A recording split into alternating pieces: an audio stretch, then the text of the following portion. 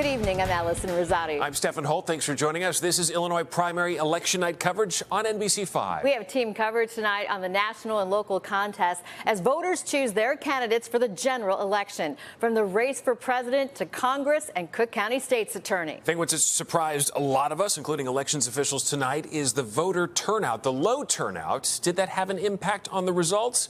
Let's start with one of the closely watched races, the Democratic primary for Cook County State's attorney. This is to replace Kim Foxx, who is not seeking re-election. Look at the numbers right now. Clayton Harris III is a university lecturer. Eileen O'Neill Burke is a retired appellate judge. She's ahead right now, 51% to 49%. Let's join Christian Farr with reaction from O'Neill Burke supporters. He's live at RPM on North Clark. Christian? Yeah, we're expecting to hear from Burke here shortly. Right now, they are on the dais right now talking about Burke. Burke, the former judge, who was also a former Cook County Assistant State's Attorney and a criminal defense attorney, stepped down from the bench to run for State's Attorney. We're hoping to hear from her very, very soon. Leading in the suburbs, not leading in the city right now against Clayton Harris. She raised a lot more money in this race than her opponent, Harris. She's got a lot of supporters in this room right now. One of those supporters, Illinois' comptroller, Susana Mendoza. And here's a Burke right now. Let's hear from the state's attorney candidate right now.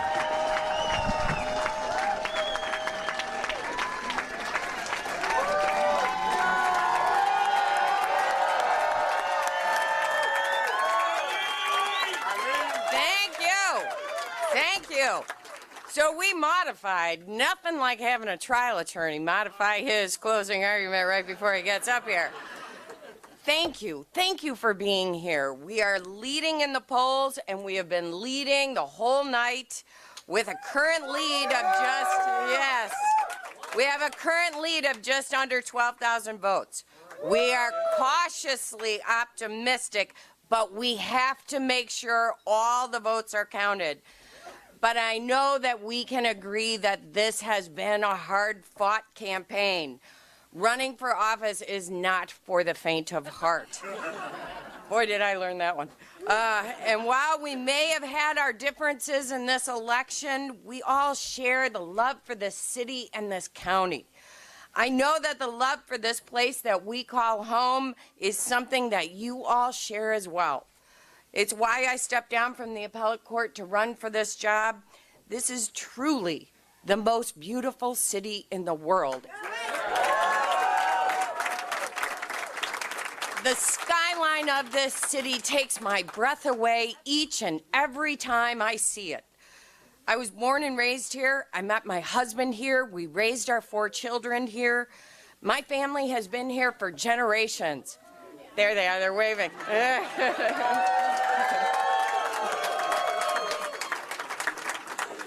My great-grandmother was a baby in Chicago during the Great Chicago Fire.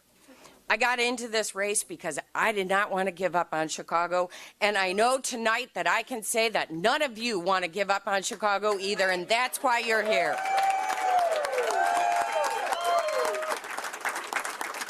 You know, there were a million reasons not to get into this race, and most people I talked to thought that this was really not something I should be doing. But I had a stubborn belief that I just couldn't shake.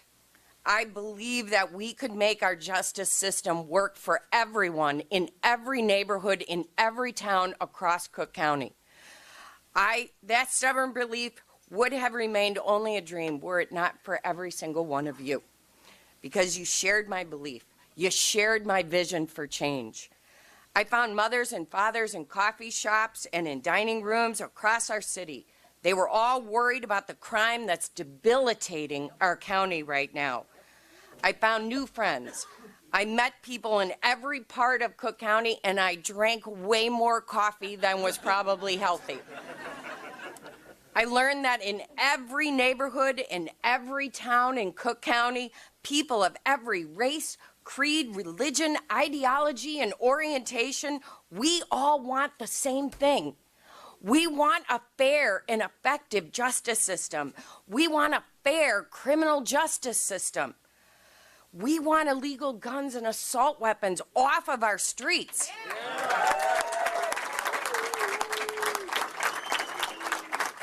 We want less crime and safer communities, not by locking everybody up, by turning people around. While we cannot declare a victory yet, I know that every single assistant state's attorney, past or present, knows that feeling of pride when they stand up in court and say, I am here on behalf of the people of the state of Illinois. That's right.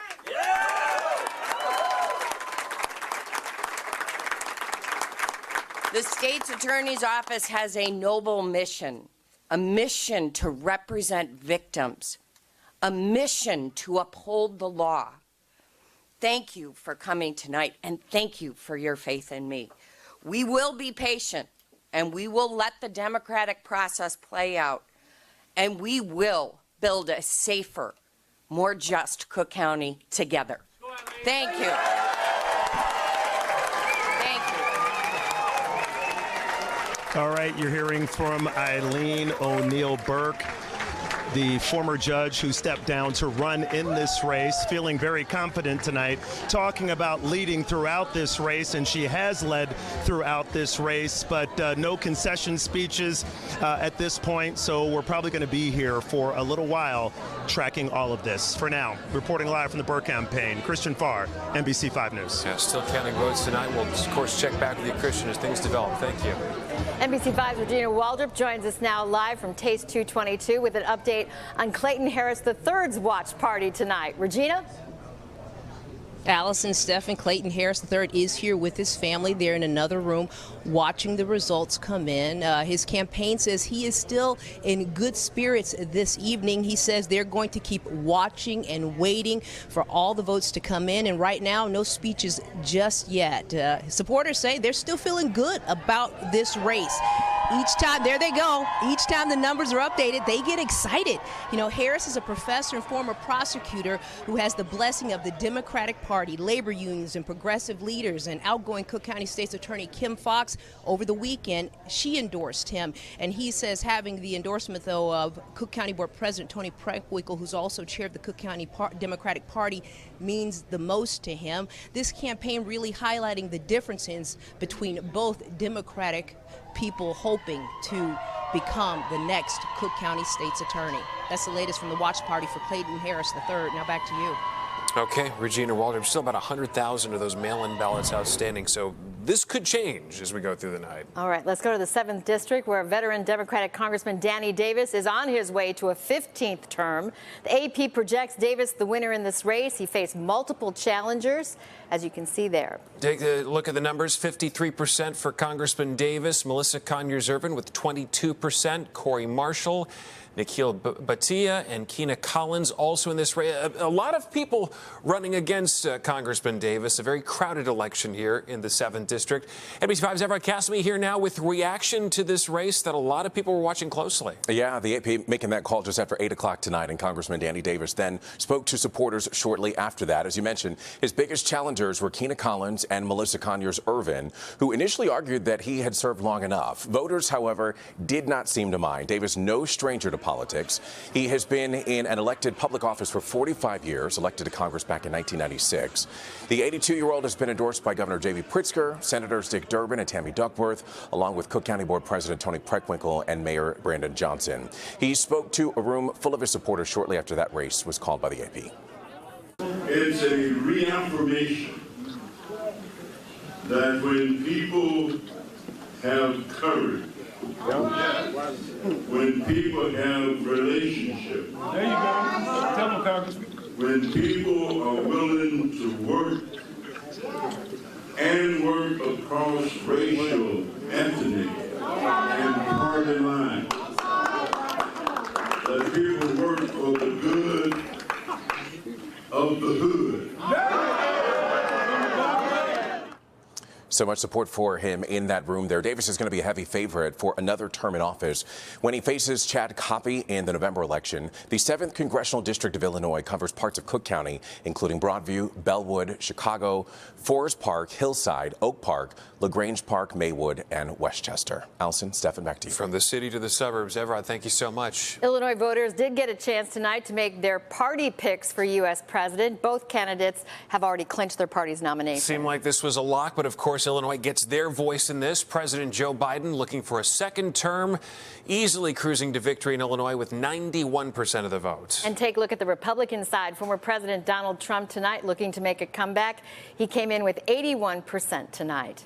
NBC 5's Patrick Fazio following the presidential race for us. Joining us live from the control center with reaction. Patrick, you said kind of a foregone conclusion, but still we get a voice in this.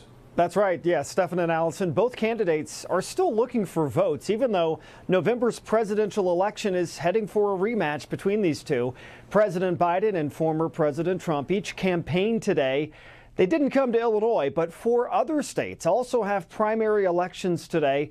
President Biden visited battleground states, Arizona and Nevada. He's highlighting his administration's efforts to lower housing costs for American families.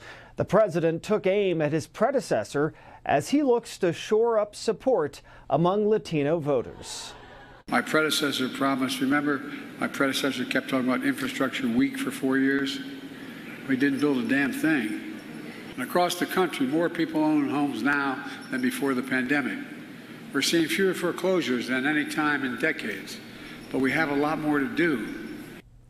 And today, Donald Trump voted in the Florida primary election at a polling place near his Mar-a-Lago club. The former president already has clinched enough delegates to secure the Republican nomination for president, but he is expected to continue to expand his lead in the primaries. He took aim at President Biden and looked forward to facing him again in November's general election. He's the worst president we've ever had, and I'm looking forward to November 5th. Thank you, everybody. Thank you. Now, Arizona is still too close or too early to call tonight, but Biden and Trump are projected to win their respective primary elections in Florida, Kansas, and Ohio, just like they have in Illinois. Also tonight, the Ohio Senate candidate who Trump endorsed in that closely watched race has won his primary. Live in the control center, Patrick Fazio, NBC 5 News. Back to you. All right, Patrick, thank you so much. And we are following all of the election results very closely tonight. And Trump's endorsement did help some candidates here in Illinois as well. It did help him as well. Yes, downstate, the Michael Bost versus Darren Bailey race. And that was a big one. Darren Bailey, who ran for governor, but instead tonight it is Michael Bost, the incumbent, who is staying. Yes, but let's talk about the state's attorney's race and Toni Preckwinkle, because this is really a referendum on whether or not she could fill that power vacuum with Mike Madigan and Ed Burke no longer factors. The results for her tonight, they're mixed. Her chosen candidate for state's attorney, Clayton Harris, he's in a race too close to call, with Chicago election officials estimating some 70,000 mail-in ballots may still come in. The state's attorney is a position dear to Preckwinkle, as she has chosen Kim Foxx some 8 years ago to defeat Anita Alvarez. However, Preckwinkle did win as the party's endorsed candidate for circuit court clerk. Mariana Saropoulos easily defeated Iris Martinez. Also, Preckwinkle backed Joy Cunningham for Supreme Court Justice, and she cruised to victory. But now another factor in this state's attorney's race, while still not official, is the city versus the suburbs. Harris with a tiny lead in the city, but Burke with a much larger lead in the burbs. Also, we have seen progressive prosecutors rejected in other cities across the country.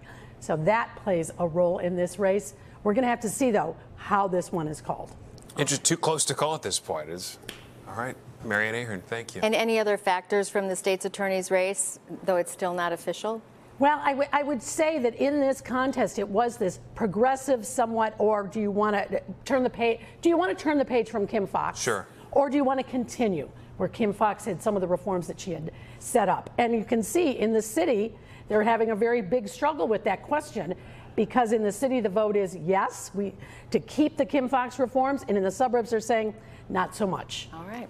Marianne, thank you. Of course. Appreciate it. All right, now another big race we're following in the 4th District, a majority Latino district that covers Brighton Park, South Lawndale, along with suburbs like Berwyn and Cicero. Two candidates who just ran for mayor recently as well. Two longtime politicians facing off. Incumbent Jesus Chuy Garcia looks like he'll be heading, or at least going to November, trying to get back to Washington, declared the projected winner by the Associated Press. 15th Ward Alderman Raymond Lopez with 31% of the vote tonight. Iris Barrios from our Telemundo sister station joining us live at Congressman Garcia's celebration on South Kedzie. Iris? Alison, this is definitely another big race tonight. As you can see, supporters of Jesus Chuy Garcia still celebrating here in Brighton Park because the incumbent Jesus Chuy Garcia will be continue representing the 4th District in Congress after defeating his opponent, Alderman Ray Lopez. During his speech, Garcia said he will continue defending the women's rights and will prioritize the migrant crisis and gun violence. Our movement is strong, our movement is bold, and we are progressive, and don't forget it, we are effective. We have delivered for our communities. I call to congratulate my congressman on his victory.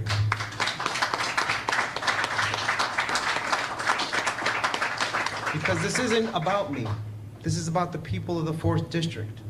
This is about showing that leaders can disagree and yet still come together even when they've been at odds with each other. Garcia was born in Durango, Mexico. He moved to Chicago with his family when he was 10 years old. Before he was elected for Congress in 2018, he served as a Cook County Commissioner. He also was an alderman of the city of Chicago and also served in the Senate. At the end of his speech, he said that he will return tomorrow to Washington, D.C. as the 4th District Congressman. Live from Brighton Park, I'm Iris Barrios. Back to you. Iris, thank you very much. Appreciate it. And we have much more election coverage for you tonight, including results of Chicago's controversial real estate tax referendum to help the homeless. As we're going to head off to break, here's a look at some of the other top races we're following closely tonight.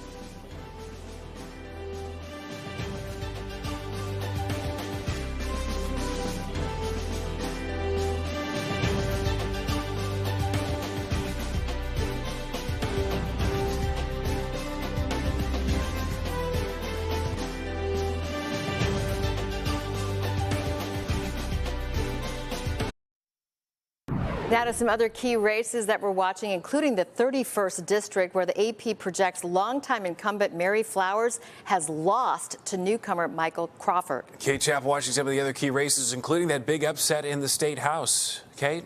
Stephen Allison, Mary Flowers is the longest-serving African-American lawmaker in the General Assembly. She's been in office since 1985 and was unseated tonight by, as you mentioned, a political newcomer after facing pushback from within her own party. Speaker of the House Chris Welch threw his support and money behind Michael Crawford, a campus dean at the Chicago school. He previously held leadership roles at city colleges of Chicago. Welch removed Flowers from her leadership post over accusations that she made a controversial comment last year about one of his staffers. So here's a look at the numbers. A commanding defeat here. Crawford with 69% of the vote. Meantime, a major defeat in the race for Cook County Circuit Court Clerk. Mariana Spiropoulos unseats incumbent Iris Martinez, the first Latina to hold the job. Spiropoulos, a former prosecutor, was also a commissioner on the Metropolitan Water Reclamation District Board, and she had the backing of the county Democratic Party. That helped. Take a look at the numbers. Spiropoulos wins with 65% of the vote to unseat Martinez. Now faces Republican Lupe Aguirre and the Libertarian candidate Michael Murphy coming up in November. Finally, an update on the 20th District, which serves Chicago's northwest side, including Bucktown and Logan Square. State Senator Natalie Toro facing three challengers to her seat: Graciela Guzman, David Nyack, and Gary Yonker. But Toro was appointed to the seat to replace Cristiana Paciano Zayas, who resigned to become Mayor Brandon Johnson's first deputy chief of staff. Guzman is a Chicago teachers union organizer. She also had been endorsed by Bernie Sanders. There was big money and big endorsements in this race, but we now know Guzman will take over the role. She secured 50% of the vote.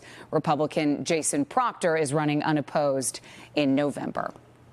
Allison Steffen, back to you. Thanks so much, Kate. Let's talk about Congress once again. One closely watched downstate race is the 12th congressional district. That's the southernmost part of Illinois. On the Democratic side, it is Preston Gabriel Nelson versus Brian Roberts. We'll show you the results so far. It appears Roberts in the lead with 61% of the vote. All right, on the Republican side, incumbent Mike Bost represented the region since 2015. He's being challenged by former candidate for governor Darren Bailey. And looking at the results tonight, 53% to 47%.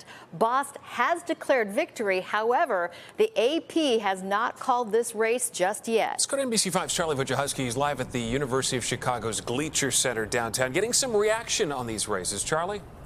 Well, this is a race, Stephan, that the specter of Donald Trump loomed large over. At one point, Darren Bailey was, of course, endorsed when he ran for governor. Now Trump has endorsed Bosk in this race, and it appears to have cost Bailey dearly. Now, Bost is best remembered for this rant on the floor of the Illinois legislature back when he was a representative. He's the current chairman of the House Veterans Affairs Committee, and he is urging cooperation tonight. Darren Bailey came out, met with his voters shortly after the polls closed at 7. He just visited the southern border and says he will continue to fight to strengthen the nation's immigration policies. There is no sight for victory for Darren Bailey. And ours is, I think it'll only increase in the numbers that we have. Well, guys, we came up short tonight, 49 to 51. It was close. I want to thank you guys so much for all. Now that both of them talking about the race there, this is a race in a very conservative part of Illinois, so the Republican nominee tonight is expected to go on to victory in November. Reporting live at the Gleacher Center, Charlie Wojciechowski, NBC5 News. Back to you. Thank you so much, Charlie.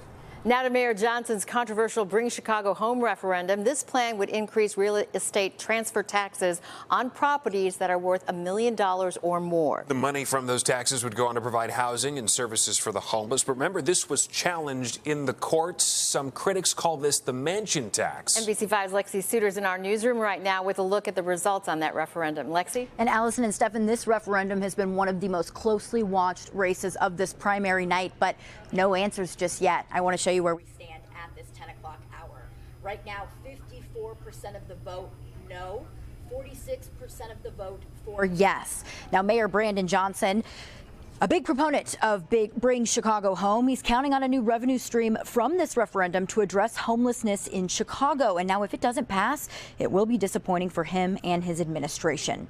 Supporters say the referendum could raise $100 million annually for the cause, but critics have said all along the city's plan for allocating the money was not clear, and a tax increase could do more harm than good. We spoke with both sides tonight as those results started rolling in. City Council. As much as educational tools that we put out there to the people of Chicago, it just seemed that some folks still didn't get it, and they still listening to the lies that's going on and saying that the real estate transfer tax is nothing but a property tax. Yeah, in the 34th Ward, there was certainly concern that it would affect not only residential sales, but also commercial sales. And of course, the commercial real estate market is hurting right now in Chicago. So that certainly came up with my residents. And it's also just the fact that, look, if we're going to deal with the tax increase, we really need better visibility into what's going to happen with that. The coalition fighting for Bring Chicago Home just issued this statement. While tonight's election results are disappointing, we are nowhere near the end of our journey. There are still 100,000 outstanding mail-in ballots to be counted, so a lot more to come on this one. Stephan and Allison. Lexi Suter, thanks. All right, we want to go back to the Clayton Harris III campaign headquarters tonight and listen into the candidate for Cook County State's Attorney.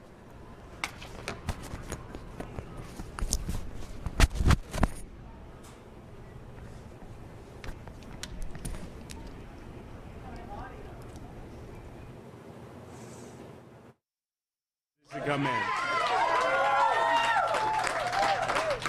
I am talking directly to every single member, every constituent, every community, everybody here in Cook County.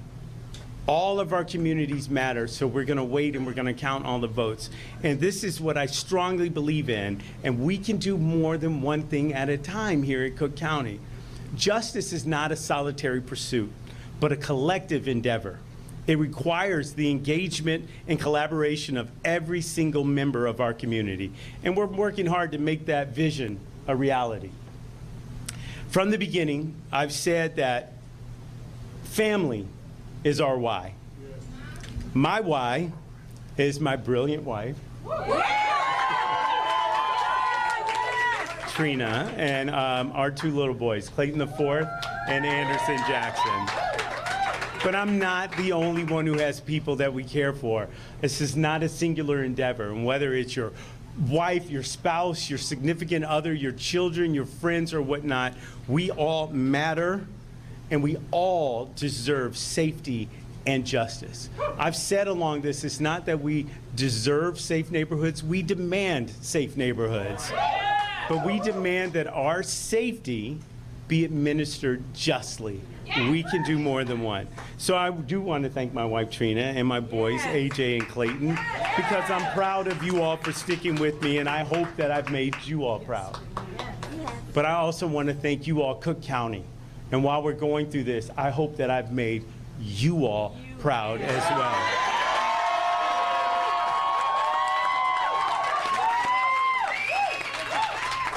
To every single volunteer, every organizer, everyone across the county who held a sign or who said a prayer, who knocked on a door, who sent a text to a neighbor, no matter what you did during this past year, I will be eternally grateful for each and every second that you spent on this campaign. For all of the communities that I got to meet, sit with, and to learn more about, I say thank you. So whether I'm talking to my brother and I say, Assalamu alaikum, my friend, I speak to you, whether I look at my sister over here and I tell you that I will make sure that hate is not something that you have to worry about under my administration. When we talk about communities and things that are happening overseas, we're going to make sure that we remain safe and just here. So I thank all of my brothers and sisters, every single community, all faiths, all walks, because this is what this campaign is about, and this is what this campaign will continue to focus on. So thank you once again for your unwavering support. Let's march forward, hand in hand, towards a future where safety and justice are not just aspirations, but the reality here in Cook County. Thank you all. We will have a lot more to say once all of the votes are counted, but tonight, let's just celebrate a little bit more, send some people to bed, and regardless, honestly, regardless of who wins tomorrow, our fight for safety and justice does not end. I hear you. Thank you all. I love you all. Thank you. Cook County State's Attorney's race too close to call tonight. Clayton Harris III thanking his supporters, just as Eileen O'Neill Burke did at the top of this broadcast. Both very gracious and saying they're going to wait and let the voters decide and let the ballots be counted. Right, the ballots be counted because we have mail-in votes. There are some 100,000. Let's say even 70%, as tradition is, 70% are going to, of those mail-in votes come in. There's still a lot of vote out there. However, those watching this say he is going to need a lot of votes in his column to defeat Eileen O'Neill Burke at this point. It's possible. So we're going to have to wait and see. I want to bring back to the Bring Chicago Home referendum, because we were just talking about that earlier. Brandon Johnson technically wasn't on the ballot this time around, but he kind of was with this referendum. Absolutely, because this was all about his priorities. Interestingly, the mayor wanted this referendum. He didn't lean in publicly as much as some thought he would. Perhaps his own poll numbers were the reason. Either way, the mansion tax, as it was called, more often than what supporters wanted it called, Bring Chicago Home, was still a top priority of Mayor Johnson's. One of the major criticisms, there was no specific plan to spend the money, estimated to be $100 million. So if you were looking into this 11 months of the mayor's first term, you'd have to say these early results, while not final, are a warning to Mayor Johnson. Let's be clear, though. Mayor Lightfoot, she tried to get this measure on the ballot. That didn't even happen. And remember the graduated income tax that was statewide back in 2020? That did not pass. That was a Governor Pritzker initiative. That was rejected. However, that tax did win. The graduated income tax won in Chicago by 40 points. It was the rest of the state that said no. The big takeaway, though, for Mayor Johnson tonight seems far more our people are hesitant to give him more authority to spend money. 98% reporting, 54 saying no, 54% and 46 saying yes to the referendum. Right. Again, we're going to have to wait for the final vote, but that one is even clearer, further apart than the state's attorney race. Absolutely. And a good night for the incumbents tonight. Yeah. I think Biden's going to want and Trump's going to want what Danny Davis is having because he's doing something right. Doing something. All right. Thank you, Marianne.